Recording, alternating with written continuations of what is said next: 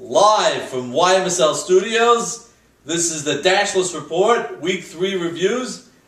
I'm your host, Bobby Morabia, with Douglas Dweck from the Jersey Shore Organization, NRJ from Maurice's Pieces.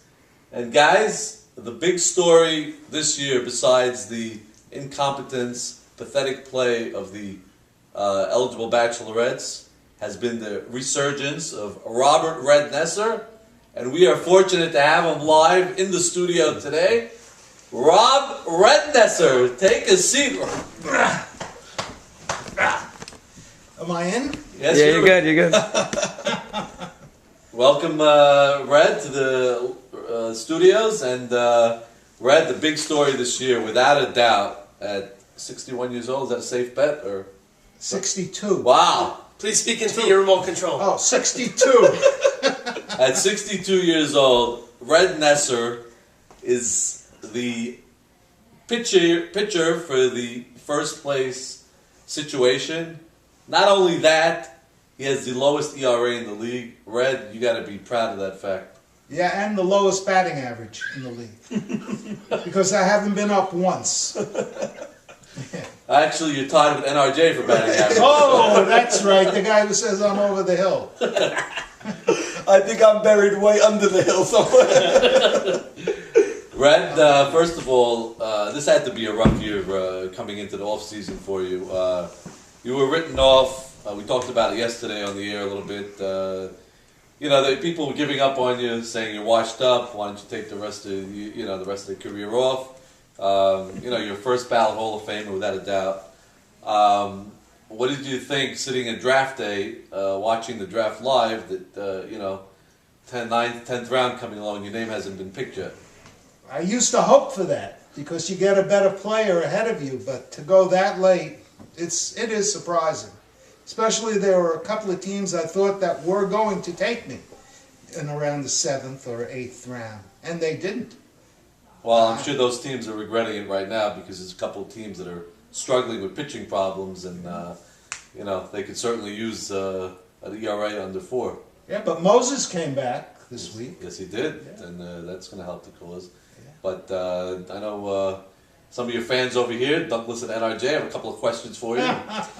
I just first of all need to make a public retraction. I did have my doubts on Red, primarily due to his age. Obviously, I didn't know he was buying Gatorade from RBI every week, and thus enabling him to turn back the clock. But Red, when you see the programs on YMSL TV or on some of the other networks, and almost everyone is writing you off this year, did that get you motivated more, or do you just get motivated every time you see the baseball field?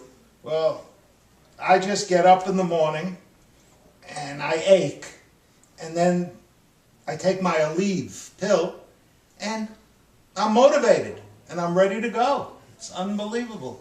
The pain goes away. The pain just goes away and I'm ready. And also, considering Red's been in YMSL for at least Actually, this is his 35th year. 35 years. Are you surprised that other pitchers that used to pitch back when you started, are you surprised that more pitchers don't Come back? still pitch every year or come back? You never left, but at least come back from some of the other guys. Yeah, there's guys like Charlie Sacca who could still be great, and that's about it. I can't think of anybody else. How about Chubby, your old friend? Oh, no, Chubby is finished. So, would you say that, we have a little bit of a Brett Favre situation here? Would you say this is retirement coming up, or you got a lot of years still left in you? No, if this could be it, but I don't think so. I don't get operations either, so.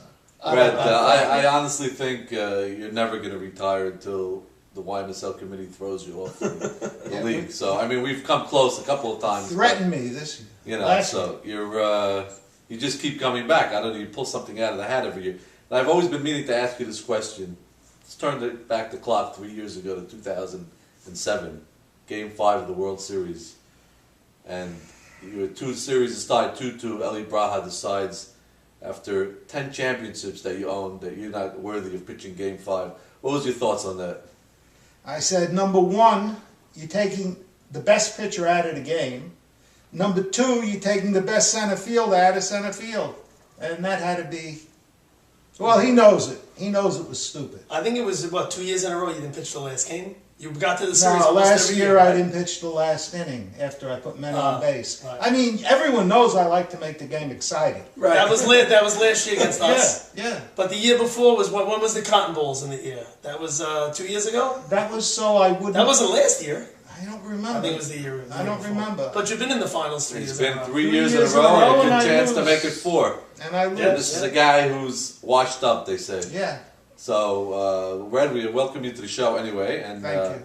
So, right now we're going to get into the recaps of yesterday's games. And the first one, actually, is the eligible bachelorettes versus your situation team. And, Red, why don't we ask you first? What's your thoughts on the bachelorettes? And are they as bad as they seem? I mean, you pitched 2 gems, giving up 1 run. In both games, but is that a mirage, or were they really that bad, or were you that good? The first game, they were that bad. We killed them. And the second game, believe it or not, it was 2-0. It was 0-0. Then it was 2-0 going into about the 5th inning. So they looked like they might beat us. And then, luckily, we got around. It's good you were on your game. You held them down. Yeah. It's good I was on the game. Tell us a little bit about your team. You're the first representative to come on the show. Speaking about your teammates, give us a little insight. Well, we have a very good first baseman, Elliot Patesh, who gets on base almost all the time. And this year he's scoring. He's not only getting on base, he's scoring, because we have other great hitters. All the Shulmans are great hitters. And Zift, Zwee, he kills Must be them. from Switzerland. Yeah. What a hitter. He hits it over their heads. He hits it in front of them. He is good. He is good. Actually, Zvi Swift has 16 RBIs on the year, after 6 games. So he's How many? He's a 16. No. Yeah. 16? 6 more yesterday. He had 10 going. He might be ahead of Sammy Dell. He's way ahead of Sammy. I don't think he's ahead of Sammy.